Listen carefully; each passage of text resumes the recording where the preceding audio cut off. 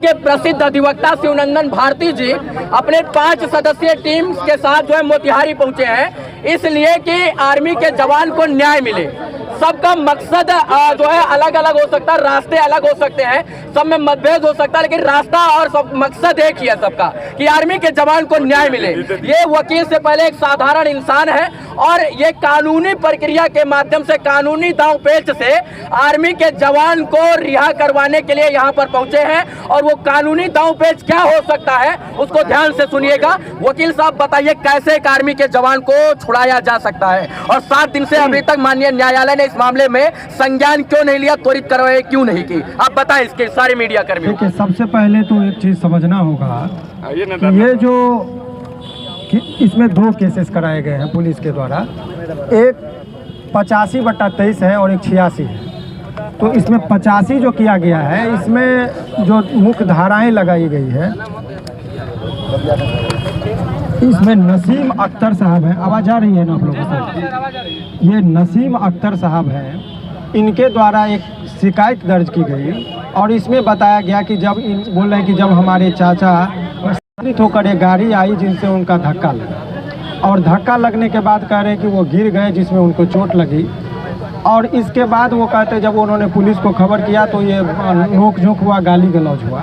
और इसमें धारा जो लगाया गया उसमें 279, 337, 338, 341, 323 और 325 बट्टा और 504 भी है। तो एक एक धारा के बारे में मैं बता दूं कि ये देखिए, सबसे पहले तो आपको ये जानना होगा कि 379 जो धारा है वो जब कोई आदमी लापरवाही से गाड़ी चलाए, यदि साधारण शब्दों में कहा जाए तो आप देखते होंगे मोटरसाइकिल वगैरह है, कोई आदमी और लहरिया का टाइप का चलाता है तो लापरवाही कहते, तो उस सब में 279 लगता है। लापरवाही से गाड़ी चलाए और यदि किसी को चोट लग जाए तो ऐसे परिस्थिति में 337 की धाराएं लगती हैं। तो और 338 जो है, यदि चोट लगी और जान का खतरा हो तो 338 लगती। तो ये एक सीरीज जो है 337, 338 और 279 ये लापरवाही से गाड़ी चलाने वाले के विरुद्ध लगता है।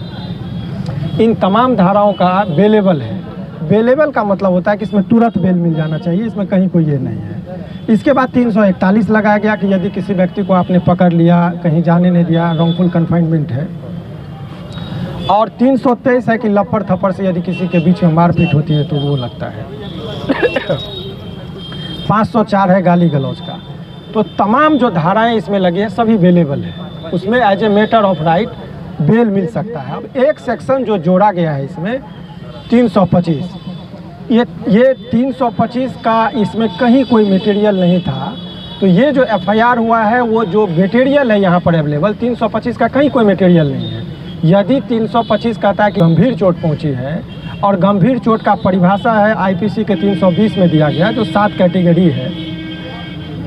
तो जानबूझकर यदि किसी को कोई मारा और तब यदि गंभीर रूप से चोट लगता है तब वो 325 लगता है। इस एफआईआर में ही ये बात कही गई है कि वो लापरवाही से गाड़ी चला रहे थे जिससे टक्कर हुई थी, इरादा नहीं था मारने का, तो 325 लगता नहीं है। इसीलिए ये बात न्यायालय में रखा जाएगा। पानी नहीं है क्या? गला बैठ रहा है। अच्छा कोई बात नहीं, अरे कोई बात पानी नहीं होगा तो गास्ट जो उड़ा है ना। अच्छा कोई नहीं, मेरा एक पानी बोतल भाई खिच हो गया, कोई नहीं सुना रहे हैं। पानी दे रहे है, पानी यदि है तो दे दीजिए, 1 घूंट पी लेंगे तो गला किच करने लगा। बिना माइक के ठीक है, ऐसे ही ठीक है। माइक में बोलिएगा सर तो आवाज आएगा। कैमरा गिरी जी अभी बढ़ा देंगे आवाज थोड़ा, गिरी जी आवाज बढ़ाइए थोड़ा। आपको बता दें जानकारी के लिए कि इसमें इको है, इको को कम कीजिए, आवाज़ गूंजता है, इको कम कर दीजिए। तो 325 जो धारा लगाया गया है उसके पीछे उद्देश्य क्या वो समझिए, ताकि इनको बेल मिलने में कठिनाई हो। और एक अहम बात यह है कि ये लड़ाई बिटवीन पुलिस और एक आर्मी के जवान के बीच की लड़ाई है। तो इसमें हम और आपकी एक भूमिका है कि पुलिस और आर्मी जो होते हैं वो आम आदमी के रक्षा के लिए होते हैं। आर्मी जो है बाहरी आक्रमण से हमारी रक्षा करते हैं, विदेशी आक्रमण से, और पुलिस जो होता है देश के सीमाओं के भीतर वो तमाम तरह के लोगों जो होते हैं जो अपराधी प्रवृत्ति के, उन लोगों से रक्षा देती है।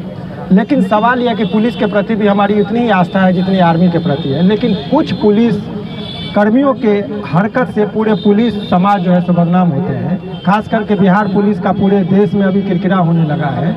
तो वो जो बाद की जो इनका कंडक्ट था कि मारते हुए उनको लेके गया आर्मी के जवान को, और वो परिचय भी देते रहे कि आर्मी का है, तो वो मारने का अधिकार उनको बिल्कुल नहीं है। वो आम आदमी को भी नहीं मार सकते हैं। तो यहाँ तो एक आर्मी का जवान था, उनके प्रति सभी लोगों की भावनाएं कदर होती है। तो ये सरासर जो है सो एक गलतपूर्ण तरीका था। उस पर विभागीय अपना जो भी कार्रवाई हुई इस चीज़ से नहीं है। कौन गलत कौन से उससे भी हमें कोई मतलब नहीं, क्योंकि वो जज और न्यायालय का काम है। अभी हम लोगों का मुख्य उद्देश्य है कि उनको बेल कैसे मिले और जल्दी से जल्दी कैसे रिहा हो। तो दो केस, एक केस का मैंने ये बताया और एक पुलिस के द्वारा भी की गई है। तो सवाल ये है कि लड़ाई भी पुलिस के द्वारा हो, पुलिस मारती भी है, पुलिस केस भी करती है, अनुसंधान भी वही लोकल पुलिस कर रही है। तो यहाँ अनुसंधान फेयर होगा कि नहीं होगा, ये एक अहम मुद्दा है। तो इसकी जांच इंडिपेंडेंट एजेंसी से होनी चाहिए कि आखिर दोषी कौन है। तो वही पुलिस आप ही चोर, आप ही राजा, आप ही केस करने वाले, तो फिर न्याय की उम्मीद नहीं की जा सकती है। और भारतीय न्यायपालिका में एक जूरिस्प्रूडेंस का सिद्धांत है कि न्याय केवल होना नहीं चाहिए, न्याय होते दिखना भी चाहिए। तो यदि वो सही बात है तो आप इंडिपेंडेंट एजेंसी को आप जांच के लिए दे दीजिए, और तब वो निष्कर्ष निकलेगा कि किसकी गलती, वो बात का विषय है। अभी इस केस में रिमांड रिफ्यूजल का एक पिटीशन पढ़ना चाहिए था। जब पुलिस ने उनको न्यायालय के समक्ष रखा गया तो उस रिमांड का ही वो वहाँ पर प्रेयर होना चाहिए था कि ये इनके खिलाफ कोई भी मटेरियल अवेलेबल नहीं है। वो FIR के पढ़ के बता देते तो हो सकता था कि न्यायालय में जो है उनको उसी टाइम में रिमांड रिफ्यूजल होता और वो निकल जाते। लेकिन पुलिस ने क्या किया, इसको बाद में दिया, पहले वो केस अपना केस दे दिया है। पुलिस ने क्या किया कि जल्दबाजी में उनको न्यायालय के समक्ष रख दिया और उनको भी सारी बातें नहीं बताई गई और उनका कस्टडी रूटीन वे में जो होता है हो गया। अब सवाल ये है कि अब ऐसे परिस्थिति में अब वो पुलिस अभिरक्षा में नहीं, न्यायिक अभिरक्षा में है, यानी कि न्यायालय के आदेशानुसार वो जेल में है। और हम और आप जानते हैं ये मीडियाबाजी का शोर हो या हमारे और आपके चीखने चिल्लाने का हो, न्यायालय को कोई फर्क नहीं पड़ता, क्योंकि उसके आँख पे पट्टी होता है और हाथ में तराजू होता है। वो सबूत के आधार पर काम करते हैं। तो ये एक जो है, अब वो कानूनी प्रक्रिया से अंदर गए हैं तो कानूनी प्रक्रिया से ही उनको लाना पड़ेगा।